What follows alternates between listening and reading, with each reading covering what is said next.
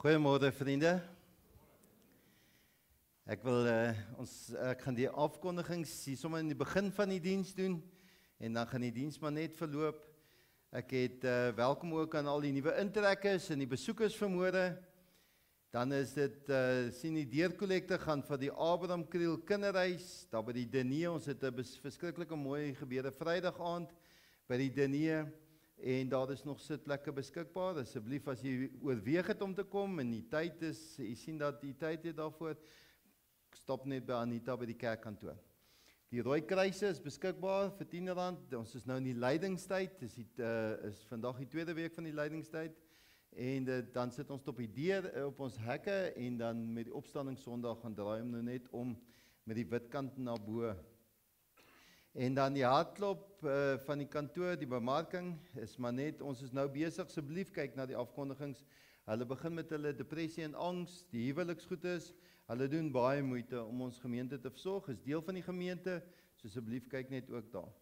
Die volwasse belydenis, ek het nog nie met Anita gepraat nie, het gaan nie 17 Maart begin nie, ek dink dit gaan die 18de Maart begin, want ek het klaar ander werk weer die 17de Maart gekry.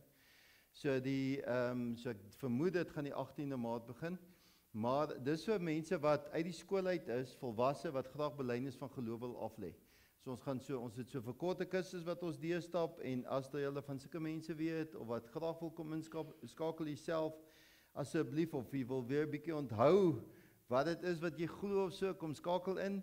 Gee naam net by Anita op. Ek gaan die 18de Maart gaan ek daarmee begin. Dan is die begroting van ons gemeente ter insaag by die kerkkantoor wat die kerkraad goedgekeur het. Jy sal nou sien wanneer die kollekte uitgedeel word, gaan ons Lagmi Mokopani se videoetjie wys. Dit is en hulle vind weer plaas die 15de Maart. Gaan ons by Herfsland in Soedoring bietjie daarso skoonmaak en 'n verskil maak. Asseblief kontak vir Alwyn of julle sou ook op die afkondiging sien. Dan na die tyd is die Heat and Eat verkope lasagne en puddings, is nie kuier area, né Anita? Kuier area, so as jy ons ook daar sal ondersteun. Jy sal ook dan die kategese goedjies vir die week sien. En dan, ek dink dit is omtrent dit wat ek moes afgekondig het nou. Ons sal voor by die ingang is maar net iets niets wat gemeentelid probeer. Also jy sien daar so koffiewaandjie, paar lidmate het gesê, wat as ons ietsie meer wil hê as net die gewone koffie wat by die teelyk is? Kyk, die koffie by die teelyk is gratis. Nou as jy ietsie meer wil hê, dan moet jy ongelukkig daarvoor betaal. So jy sien daar by die koffiewaandjie, daar waar ek altyd parkeer, is daar so koffiekarretjie. As jy nou 'n cappuccino of 'n wat ook al wil ekstra hê, maar daar moet jy ongelukkig betaal en dan Tuig gee 'n gedeelte van sy verkope gee hy dan vir die kerk terug. Dan is dit ek dink dit was dit. Ek dink dit was omtrent wat ek moes gesê het. Dan wil ek net sê, hierdie week was nou net bietjie 'n dol week, wat ek nie by al die werk kon uitgekom het nie. Ek is jammer oor die dagstukkies wat nie geplaas is nie, maar dit was regtig 'n gekke week geweest. Ek het verskriklik baie oproepe gehad. Ek gaan van môre af weer die dagstukkies begin uitstuur in die oggende, maar nie 4:45 nie. Want ek kom nie deur al my werk nie en ek kry nie geslaap nie, wat maak dat 'n mens nie energie het nie. So ek gaan môreoggend weer begin uitstuur, maar wanneer op die tyd soos dit pas, sal hy nou weer uitgaan in die oggende, laat ek net bietjie energie kan kry. So asseblief as julle, so hy sal van môre af dan nou weer uitgaan. Ek het nou vanmôre net eers 'n stukkie, ek het Woensdag by 'n begrafnis daaroor gepraat. Ons het hierdie stukkie al van tevore het hy so die ronde gedoen. Almal ken seker die stukkie, maar op tyd hom nie gesien nie. Maar ek wil graag oor hom praat vanmôre in die diens ook. So ek wil net laat ons hierdie videoetjie gou kyk.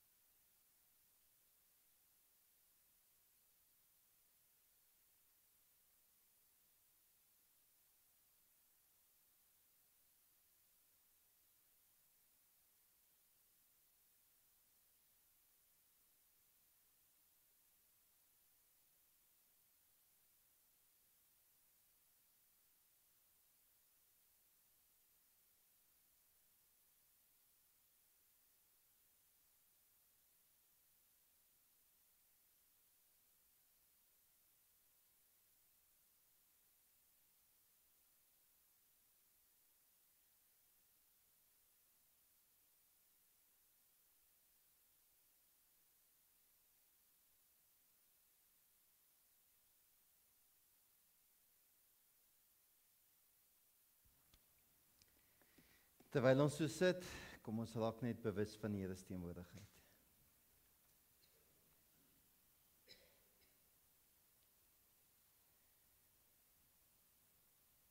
Hoor hierdie mooi woorde uit Psalm 91. Julle sal my aanroep en ek sal julle antwoord. Ek sal by julle wees in nood, ek sal julle red en aan julle eer gee. Met 'n lang lewe sal ek julle versadig. Ek sal julle my verlossing laat ervaar. Amen. Terwyl ons so sit, kom ons sing hierdie pragtige lied saam. Lied 168, Heilige Jesus, vers 1, 2 en 3, so sit in ons saam.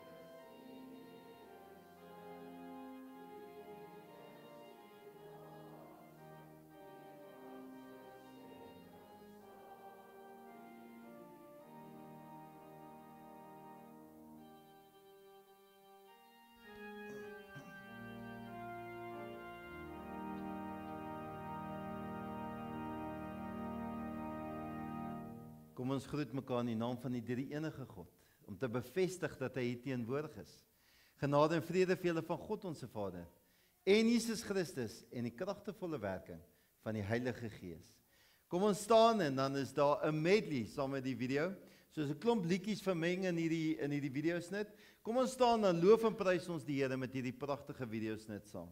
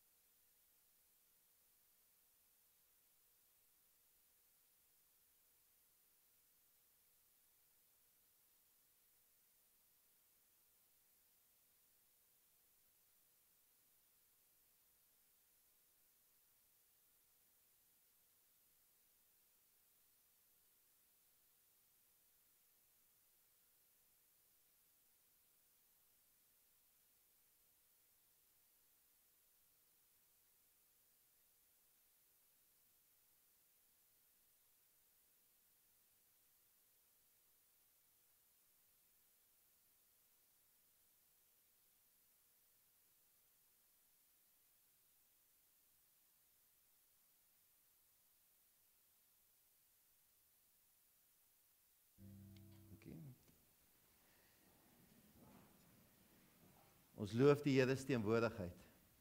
Want ons loof ook die Here se teenwoordigheid omdat ons weet hoekom ons vir wat hy ons kom vryspreek het van. Hoekom ons die wet gaan leef uit dankbaarheid. Daarom lees ons ook vir mekaar die wet voor om te besef hoe groot ons sonde is en hoekom ons die Here nodig het. Ek wil vir u graag die wet voorhou uit Lukas 10. En kyk, 'n sekere wetskenner het opgestaan Jesus te toets en om te vra: "Meester, wat moet ek doen om die ewige lewe te erf?" Jesus sê toe vir hom: "Wat staan in die wet geskryf? Wat lees jy daar?" Hy het geantwoord: "Jy moet die Here jou God lief hê met jou hele hart en met jou hele siel, met al jou krag en met jou hele verstand en jou naaste soos jouself." Jy het reg geantwoord, het Jesus vir hom sê: "Doen dit en jy sal lewe." Vriende, omdat ons weet die Here het ons uit genade kom red. As 'n genadeverkondiging gaan ons so sit, dan gaan ons hierdie lied sing, blye versekering, dat ons weet die Here dit vir ons kom doen om vir ons te sterf, veral in die lydingstyd om daaroor na te dink. Kom ons sit so, dan sing ons saam met hierdie video, hierdie mooi lied, blye versekering.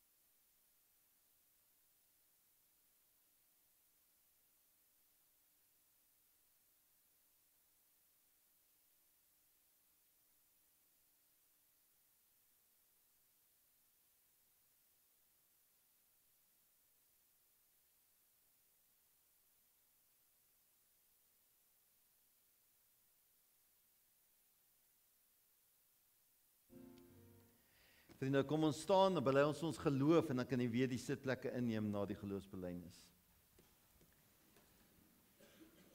Ek glo in God die Vader, die Almagtige, die Skepper van die hemel en die aarde, en in Jesus Christus, sy eniggebore Seun, ons Here, wat ontvang is van die Heilige Gees, gebore is uit die Maagd Maria, wat gelei het onder Pontius Pilatus, gekruisig is, gesterf het en begrawe is, en ter helle neergedaal het, wat op die 3de dag weer opgestaan het uit die dode, wat opgevaar het na die hemel, en sit aan die regterhand van God, die Almagtige Vader, van waar hy sal kom om te oordeel, die wat nog lewe en die wat reeds gesterf het.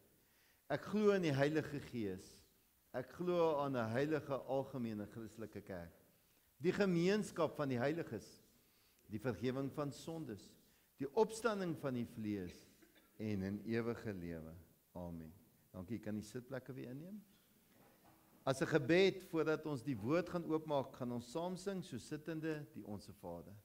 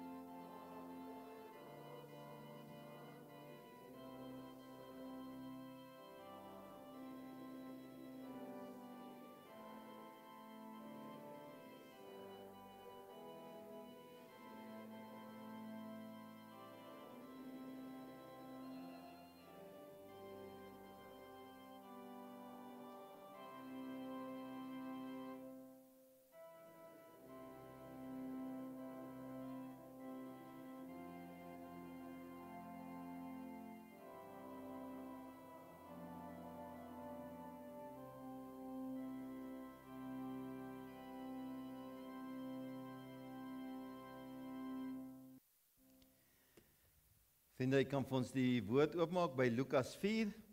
Ons tema vanmôre is vol van God se genade vandag. Lukas 4, ons gaan daar lees vanaf vers 16 tot 22. Die teks gaan ook op die bord wees en vol van God se genade vandag. Kom ons lees saam. Jesus se preek in Nasaret. Toe Jesus in Nasaret kom, waar hy groot geword het, het hy op die Sabbat na die sinagoge gegaan, soos sy gewoonte was. Toe hy opstaan om voor te lees, is die boekrol van die profeet Jesaja vir hom aangegee, en hy het dit oopgerol en die plek gevind waar geskryf staan. Die Gees van die Here is op my, omdat hy my gesalf het, om die goeie boodskap aan arme mense te verkondig. Hy het my gestuur om vir die gevangenes aan te kondig dat hulle vrygelaat sal word, en vir blindes dat hulle weer sal sien, om onderdruktes te bevry, en om die genadejaar van die Here aan te kondig. Hierna het Jesus die boekrol opgerol, dit aan die amptenaar teruggee en gaan sit.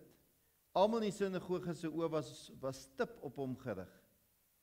Toe het hy met hulle begin praat. Hierdie gedeelte uit die skrif is vandag vervul, terwyl julle daarna geluister het.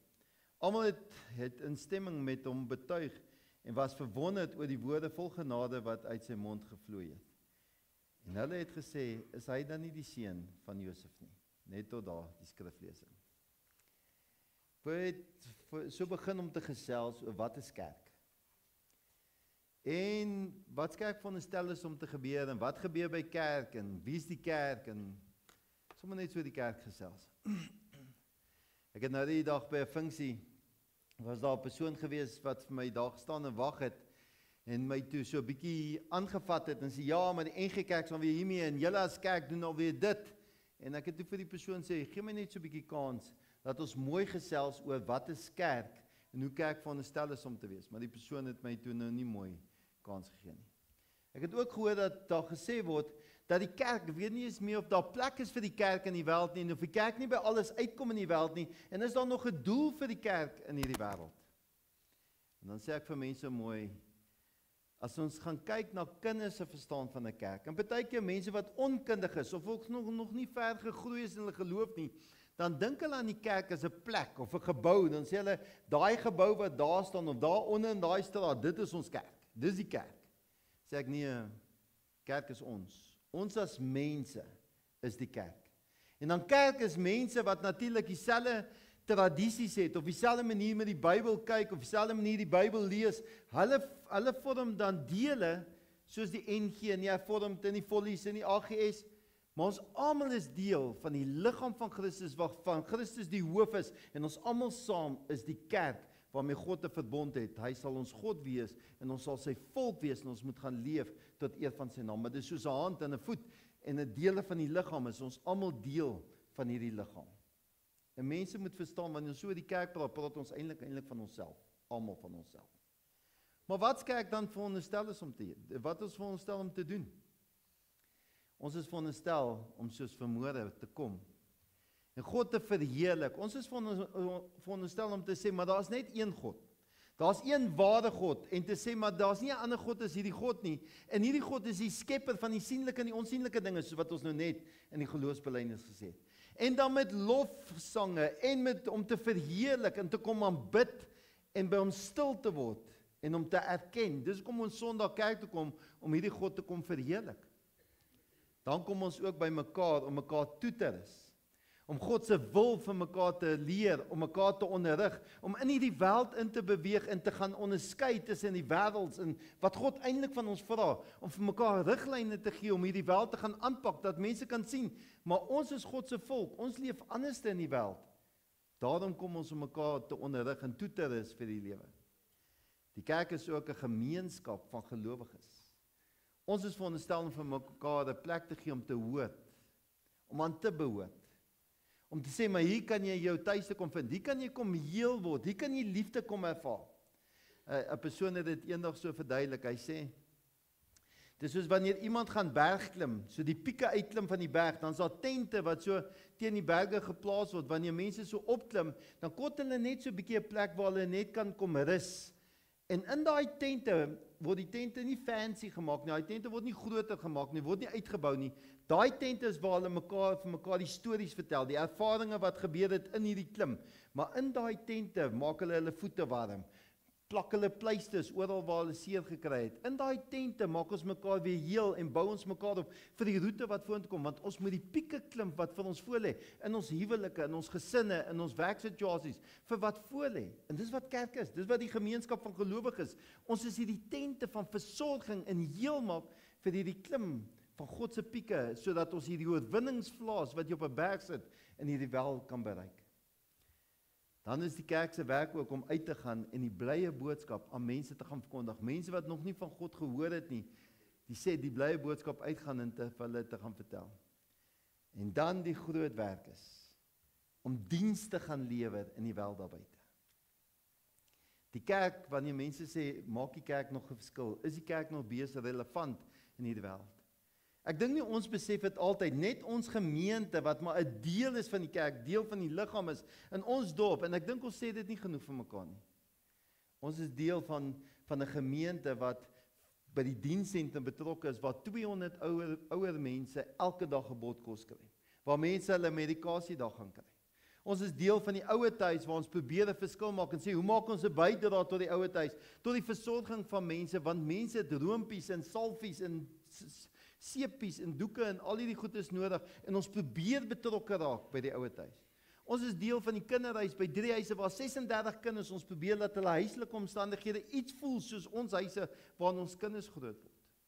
Ons is betrokke by 'n skuilinghuis waar daar 60 mense op 'n skuilinghuis bly en 500 mense om 'n skuilinghuis bly, dat ons vir mense kan sê, maar ons gee vir julle identiteit, ons gee vir julle versorging, sodat julle net hierdie pieke van julle lewe kan uitklim. Ons probeer vir depressie en angs 'n groep stig waar mense wat deur dieselfde moeilikheid van hulle lewe gaan mekaar kan versorg. Ons probeer vir huwelike 'n plek gee. Ons rus mekaar doen, ons maak erns met ons jong mense se vorming, ons maak erns met mekaar, met Bybelstudies, hierdie dagstukkies. Die gemeente, ons as die kerk, neem erns met hierdie dorp en wat met hierdie dorp moet gebeur. Is ons dan besig met niks? Dan praat ek nie eers hoeveel mense vir Anita hulle kom lastig val hier by die kerk nie. Want ons sê dit nie genoeg vir mekaar om te besef hoe funksioneer 'n gemeente in 'n dorp nie. Om diensbaar te wees is dan om te ervaar God se teenwoordigheid, daai ontmoetinge met God, daai koninkryk wanneer ons liefde vir mekaar uitdeel en ontvang in die diens wat ons mekaar lewe. Ons het so 2 weke terug het ons begin praat oor Jesus wat gedoop is en toe God die hemel oopgeskeer is en God aan hom die mag gegee het om hierdie aardse bediening te begin doen. Jy's my seun en wie ek welbehaag het en hierdie duif wat die simbool van die Heilige Gees is op hom neergedaal het. Ons het laasweek gesels hoe Jesus onder die leiding van die Heilige Gees in die woestyn ingeneem is om versoek te word deur die duiwel en Jesus hierdie versoeking weerstaan het om vir ons sê maar ons is tot alles in staat deur hierdie Here wat al klaar die bose oorwin het. En vandag sien ons hoe Lukas verder gaan en wys hoe onder die leiding van die Heilige Gees Jesus nou sy bediening begin. Hoe hy hierso in Galilea ingegaan het en begin het om die sinagoges te begin preek. Jesus gaan letterlik kerk toe soos wat ons kerk toe kom en begin vir die mense van die blye boodskap vertel. En die gedeelte vandag, Jesus gaan na sy tuisdorp toe en in sy tuisdorp begin hy vir hulle leer. Het julle al mooi gedink hoekom doen ons wat ons doen in 'n erediens? Of doen ons maar net wat die ou hier voor staan, sê, nou staan jy, nou sit jy, wat is besig om te gebeur in 'n diens? Wanneer ons stil word by die Here, wanneer ons besig is met die fotum, om onsself voor te berei en oop te skeer, en sê, Here, ek maak my gereed, om hierdie ontmoetingsgebede met jou te hê, iewers in die verloop van die diens, soos die Emosgangers gehad het, om te stil te word en sê, maar Here, u gaan met ons praat, om 'n toewydingslied te sit, om te sê, maar, wat ons sing het vandag, heilig is die Here. En dan te sê, maar ons groet mekaar. Dis nie om te sê, dan sê ons eers hallo nie. Het klink vir my ongeskik om dan eers hallo te sê, as ons almal hier teenwoordig was. Maar daai groet is om te bevestig dat daai God wat ons kom smag na sy teenwoordigheid, hier teenwoordig is, om elkeen van ons aan te raak en te ontmoet as 'n geloofsgemeenskap, as die kerk in aksie, die kerk in hierdie wêreld. En dan staan ons op en ons sing lofliedere tot ons nooit kan ophou sing nie, totdat ons amper kan uitgeput raak van die lof wat uit ons moet kom, tot eer van daardie God se teenwoordigheid. Dan lees ons gewoonlik die wet om te besef hoe groot ons sonde is, hoekom ons die Here nodig het in ons lewe. En dan doen ons een of ander genadeverkondiging om te besef, maar die Here het ons kom skoon was. God het in sy liefde ons kom soek en ons kom red en skoon gewas deur die Here Jesus Christus. En dan gaan ons na die woord toe om toegerus te word, te hoor wat God van ons spreek. En dan gewoonlik, ons doen nou die afkondigings in die begin, maar die afkondigings gewoonlik in die wêreld in, en dan kollekte uit dankbaarheid, kom gee ons vir die Here iets, dat sy werk kan voortgaan in hierdie wêreld, en 'n uitsendingslid om mekaar te motiveer, hoe gaan ons in hierdie wêreld in, en dan spreek ons vir mekaar die seën toe, om te sê, weet, wanneer ons kerk in hierdie wêreld gaan leef, is ons nie alleen nie, maar die drie enige God is saam met ons, wanneer ons kerk in die wêreld gaan leef. Daar's 'n logika wanneer ons deur hierdie erediens beweeg. Wanneer Jesus in hierdie sinagoge instap, sê hulle, dis die oudste vir ons wys, hoe die sinagoge, die kerk, hoe daai diens daar plaasgevind het, in daai erediens hoe dit gewerk het. Hulle sê, eers het die mense 'n belydenis gehad van die Shema, wat die mense uit dele van Deuteronomium kry. Hulle het 'n gebede gehad in die rigting van Jerusalem, dan het hulle die wet voorgelees en die profete, dan was daar Arameese, gevolg van 'n Arameese parafrase en die uitleg daarvan, En dan die beide van die lesings is gedoen staande en dan die uitleg daarvan is gedoen sittende. En na die uitleg het hulle afgesluit met een of ander seënbede. So dis die verloop van hierdie diens, is die oudste manier wat ons hierso kry. En Lukas sê hulle hoe die sinagoge goed daar plaasgevind het wat Jesus doen. Maar dink mooi, onder die leiding van die Heilige Gees, stap Jesus in hierdie tempel in hierdie tent in. Dit is nou nie 'n letterlike tent nie, is gebou, maar as jy nou die voorbeeld gedink van hierdie tent daar op die berg, waar mense mekaar kom ontvang en heel maak, en mekaar se verhale deel, en mekaar toerus, en mekaar vorm vir wat hier buite in die wêreld gebeur. Jesus stap in daai wêreld in. En in hierdie verloop van die diens, haal hy hierdie gele van Jesaja 61. Selfde Jesaja wat ons lees. Sit hier gele van Jesaja en hy staan en hy lees vir hulle. En hy lees vir hierdie gedeelte van vers 18. Die Gees van die Here is op my, omdat hy my gesalf het om die goeie boodskap aan arme mense te verkondig. Hy het my gestuur om vir die gevangenes aan te kondig dat hulle vrygelaat sal word, en vir blindes dat hulle weer sal sien, om onderdruktes te bevry, en om die genadejaar van die Here aan te kondig. Hierna het Jesus die boekrol opgerol, dit aan die amptenare teruggee en gaan sit. Almal in die sinagoge se oë was stip op hom gerig. Toe het hy met hulle begin praat. Hierdie gedeelte uit die skrif vandag is vervul terwyl julle daarna geluister het. Hier sit hierdie mense in hierdie tente. Hulle het hierdie verwagting, hulle het hierdie stikkenheid. Hulle soek antwoorde, hulle wil kyk hoe kan hulle hier uitstap en met God se teenwoordigheid hierdie wêreld gaan aanpak. Hier stap hierdie Jesus in en hy lees vir hulle die boek van Jesaja, God se woord wat mens geword het, sit lewendig voor hulle. Ons sien hoe hulle geluister het, hulle het met instemming met hom betuig. Daar staan hierdie woorde vol genade wat uit sy mond uitgekom het, wat was vir hulle so goed, hulle kon nie anders as om in vir hom te kyk en saam te knik, en dit het hulle gevul. Maar tog sê hulle, is hy nie die seun van Josef nie.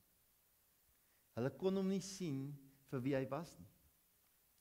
Die bril wat hulle opgehad het, is maar die ouetjie wat hier agter groot geword het. Is hy nie maar die skrynwerker se seun wat hier groot geword het nie?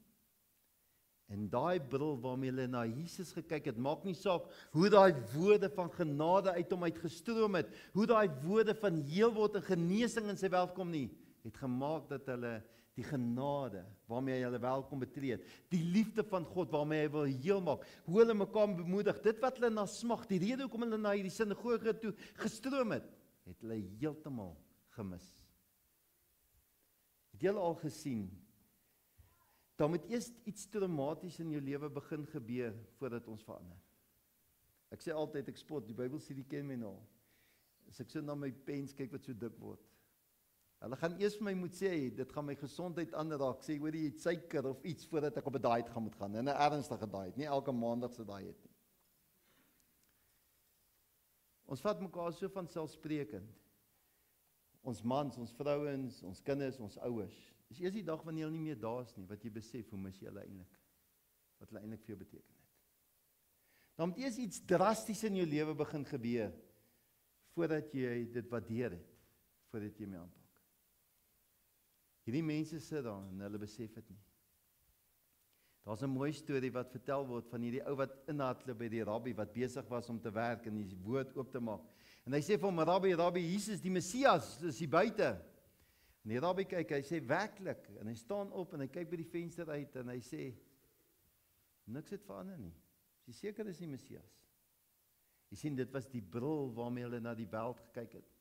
Hierdie geleerde mense het gesê, en selfs wat daai mense daar gestaan het, hulle het gesê, wanneer Jesus, die Messias, kom, gaan die hele wêreld verander, niks gaan ooit weer dieselfde lyk nie, maar hulle verwagting van die Messias was verkeerd, hulle het gedink, dit gaan hierdie mag wees wat hulle gaan bevry van die Romeinse ryk, het gaan amper wees soos met Moses, met die 10 plaae, daar gaan hierdie groot veranderinge wees aan die wêreld daar buite. Hier kom 'n Jesus, wat op 'n kruis gekruisig word. Hier kom 'n Jesus wat by prostituie gaan sit. Hier kom 'n Jesus wat by die onreines, in die stikkenis, in die gebrokenis gaan sit. Hier kom by Jesus wat mense bevry, die gevangenes, mense wat verlam is, en hy maak hulle weer heel, mense wat blind is, mense wat ander mense nie voor omgee nie. En hy gaan meng hom met hulle. Maar dit verander nie hulle wêreld nie. Hy verander daai mense se wêreld, maar nie hierdie rabbi se wêreld nie. Hy sê, werklik, dit kan nie die Messias wees, want die wêreld het nie verander nie. Jy sien hulle vensters waarmee hulle gekyk het, die siel van hulle, die bril waarmee hulle in die wêreld kyk het, het Jesus nie aan hulle verwagting kom. Jy het nog nie iets traumaties gebeur wat hulle wêreld gaan verander het nie. Johan Smit het eendag gesê, hy sê as 'n mens so kyk, nou ek hou daarvan as ek by die see staan. Dan staan ek so vir die golwe en kyk, laat die water so aan my voete, ek kan ure vir die see so staan en kyk. Laat die water so aan my voete gaan, so spoel, dan trek ek terug en na tyd dan so asof die see jou begrawe in die sand in. En so kan ek vir ure vir daai see, is my die lekkerste ding as daai water my so spoel en so rustig.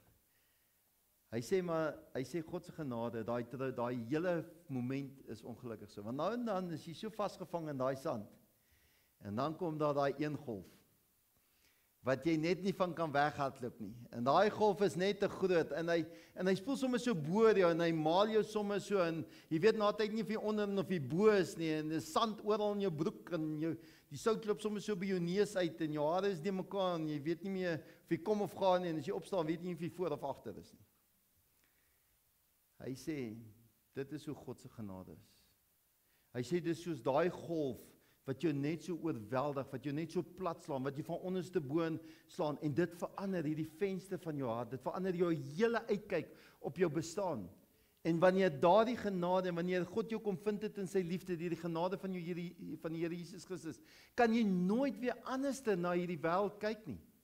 Hy sê, dis daai moment, wanneer wat hier gebeur, die mode verander, soos wat daai ou in die begin gesê het. Hy sê, dit is die moment wat totaal jy die wêreld gaan begin aanpak en sê, maar vanuit die Here se genade, begin ek deur sy liefde, diensbaar tot eer van hom, wil ek leer, wil ek groei, wil ek die blye boodskap, alles wat kerkwees is, wat ons in die begin gesê het, wil ons begin leef, want die vensters van jou hart begin verander. Jy begin God se liefde en sy grootheid hier binne ervaar. Dit begin jou deurdrenk, dit begin jou omgooi, jy begin groei in sy liefde. Miskien moet 'n mens vra as dit nie so is nie. Is dit nie omdat ons soos die rabbies nog nie heeltemal met hierdie water betrokke geraak het? Of ons nog nie heeltemal totaal oorweldig is deur hierdie genade nie? Is dit nie of ons miskien nog net vir die water staan en kyk en so van 'n afstand af dit wil hanteer? So wat hulle in Jesus se teenwoordigheid is, want die bril, die vensters van my hart waarmee ek kyk, is vanuit my verwagting, vanuit my aardse, vanuit my materiële, vanuit hoe God in my lewe moet kom inpas. Maar nie toelaat om oor te gee en sê, Here, kom oorweldig my met jou groot genade. Die een ding wat ek wel verskil van hierdie man is, ons het net hierdie kort tyd op aarde, wat jy daarmee maak en hoe jy dit lewe, wanneer die Here oorweldig verander alles. En hy sê dat hierdie aarde het 'n impak op daai en as jou tyd jou kort is, nie daai versekering het soos wat ons die lied gesing het, bly versekering nie, dan gaan dit 'n effek van hoe daai langtermyn gaan wees. Maar wanneer die Here se genade jou lewe kom aanpak, die ander kant die rooi streep, het dit 'n effek op hierdie rooi gedeelte ook. Dit bring daai vrede en daai kalmte. Dit begin ons lewe anders te inrig alreeds hierso. Jesus het so mooi gesê, toe hy hierdie skrif hulle gee het, hy sê vir hulle, vandag is dit vervul. Vandag is hierdie skrifwoord wat julle nou net gehoor het, Jesaja 61, hierdie profetiese vertelling wat jy julle hele lewe voorwag, vandag is dit vervul. Dis die mooiste woorde, nie, miskien kom dit, hou vas aan die Christus nie miskien kom die Messias nog in die toekoms nie, vandag is dit vervul. Maar hierdie mense staan voor hierdie groot golf en hulle kan dit nie ervaar nie. Daar's 'n teoloog, Fred Craddock, wat gesê het, hoor hoe mooi sê hy dit, It's no wonder that in the time of Jesus, all the wonderful stories people told began not of once upon a time, but with the words, when the Messiah comes. See a beggar on the street, hollow eyes gazing over an empty cup. I'm sorry, friend, but someday, when the Messiah comes. To every crippled person with twisted limbs folded beneath him, I'm sorry, friend, but someday, when the Messiah comes. To every prisoner straining after a ray of light in a narrow window, I'm sorry, but someday, when the Messiah comes. To every parent consoling a daughter assaulted by a Roman soldier, now, child, someday, when the Messiah comes. Miskien elkeen van ons, wat deur jou stikkenheid, jou gebrokenheid, jou piek wat jy nog besig is om te klim, miskien besef jy nog nie, jou Messias het vandag alreeds vir jou gekom. Miskien wag jy nog dat dit oorweldig word hierdie genade van die Here. Miskien moet jy nog oorgee, want die Heilige Gees klop in jou hart. Jy sien, want wat Lukas hierso vir ons kom beklemtoon in hierdie gedeelte, is die werking van die Heilige Gees. Die rol van die Heilige Gees in Jesus se lewe. Ons sien hoe hy sê, hoe die Gees dit moontlik gemaak het dat Jesus uit die maagd gebore is. Ons sien hoe die Gees betrokke was in Jesus se jeug. Ons sien hoe Jesus by die doop op hom neergedaal het, so Jesus by die Gees in die versoeking gelei is. En dan sien hoe Jesus nou onder die leiding van die Gees sy aardse bediening gaan voortsit. Hoe ons as kerk funksioneer en hoe ons deel is van die kerk en ons saamgebind word tot eer van God gaan oor die werking van die Gees in ons bediening hier op aarde. Dis hoekom ek wil graag vir julle hierdie twee konsepte verduidelik en ons doen dit een keer 'n jaar. Dis hoekom dit belangrik is om hierdie vir mekaar oor en oor te verduidelik. Die konsep tussen regverdigmaking en heiligmaking. Regverdigmaking is 'n regsterm.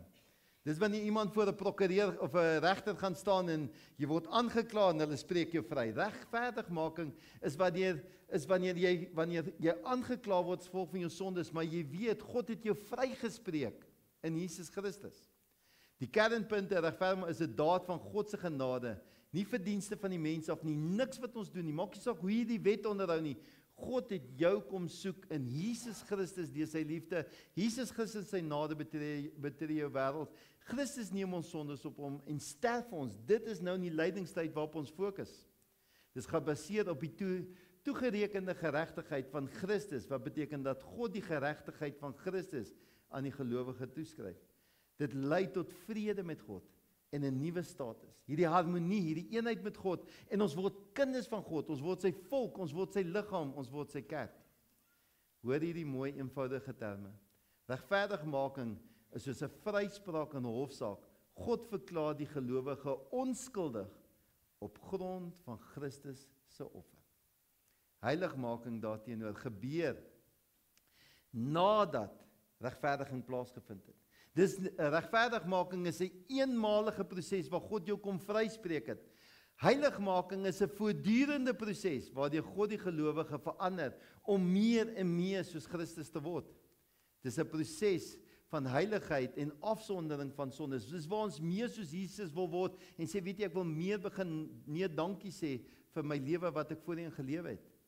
Dis 'n lewenslange proses waardeur die Heilige Gees bewerkstellig word. Waar die Heilige Gees jou kom vertel van God se liefde en hoe die Here jou wêreld in genade kom betree. Heiligmaking is die werk van die Heilige Gees in die lewe van ons as gelowiges. Dis 'n stryd teen die sonde en dit groei in die Christelike deugde. Dit lei om aan Christus gelyk te word. Heiligmaking is die proses om meer en meer soos Jesus te word. Dis 'n lewenslange reis van geestelike groei. Nou as ons sommer so dink aan die wêreld waar ons is. Miskien het mense eens op 'n stadium hulle lewe vir die Here gegee en besef. Maar is ons nog onder die leiding van die Heilige Gees? Dat die Heilige Gees meer en meer ons lewe begin verander. Want as jy gaan sit en dink as daai golf jou geslaan het en so onderste bo gegooi het. Jy het al gesien wat kinders doen? Kinders hardloop en vir almal vertel, kyk wat die golf aan my gedoen. Kyk hoe nat is ek. Kyk wat is hier, kyk hierdie sout, kyk die sand hier oral in my sakke en want ek swem altyd met sakke om die sand oral uithaal en dan begin stort met die sand hier op die verkeerde plekke. Jy wil vir die hele wêreld vertel wat dit nou net met jou gebeur. En wat 'n kind ook doen, hulle wil almal nooi, al die maatjies nooi, kom saam, kom voel hoe lekker is hierdie water. Kom kyk hoe hierdie goed ons gemaak. Ons gaan body surf. Dis wat ons doen in die leiding van die Heilige Gees. Is om deelnemend te wil sê maar hierdie genade en hierdie liefde is so groot. Kom voel dit. Jy sien as jy nie onder hierdie heiligmaking staan nie, dis wanneer ons hierdie afstand hou van dit wat God vir elkeen van ons kom bedoel het. Maar die laaste punt wat ek tog vir julle wil wys, is wat ons noem Missio Day. Ag, daar was nou alles wat net. Missio Dei is ons as kerk se roeping. Missio beteken sending, Dei dit kom van God af. En ons gemeente praat baie daaroor.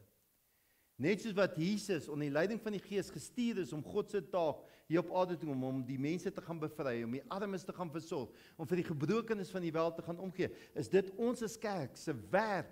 Ons is gemeente, ons die kerk moet gaan verskil maak in hierdie wêreld. Mense het altyd gedink sending is iets wat die ieweste op in Afrika of in Frankryk of in België of 'n ander plek in die wêreld te gaan doen. Sending begin hier. Sending begin wanneer ons Saterdag die 15 by Herfsland in Soedoring bietjie begin heel maak.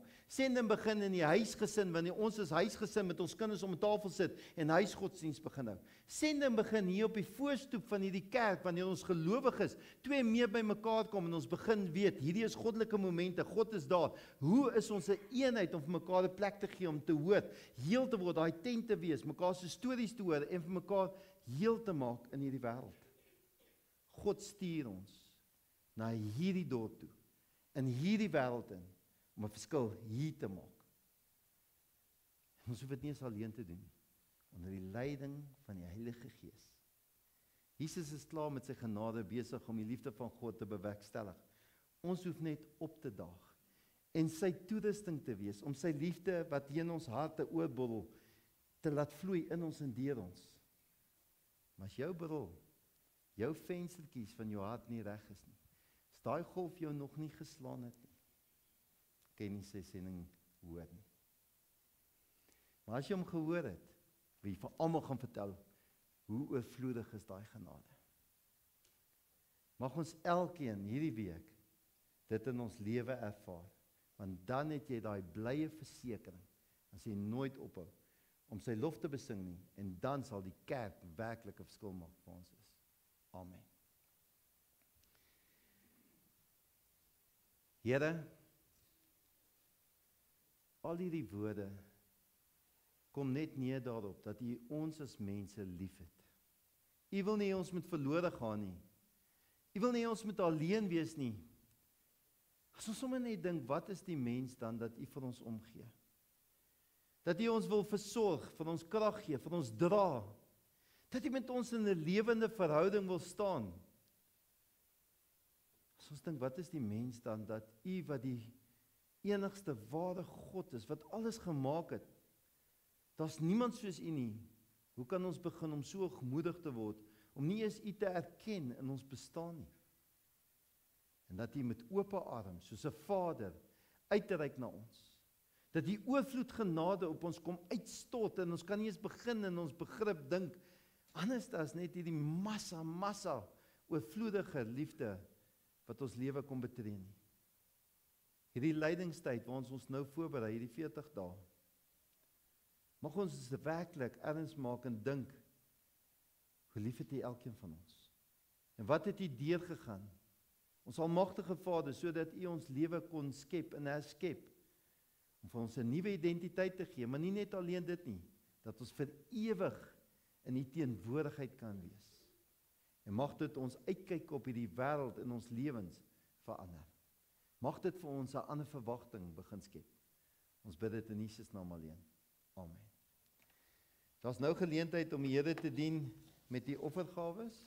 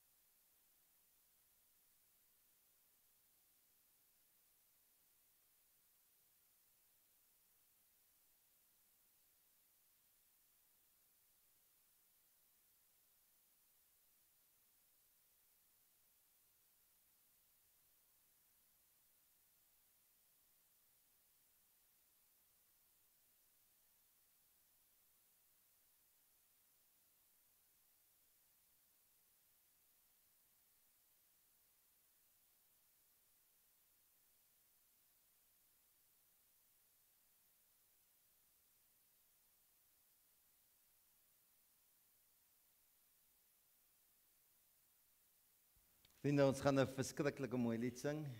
Ek weet dit is vreemd, want dit is op die wysie van ons Nkosi Sikeleli, maar dit is 'n offisiële kerklied.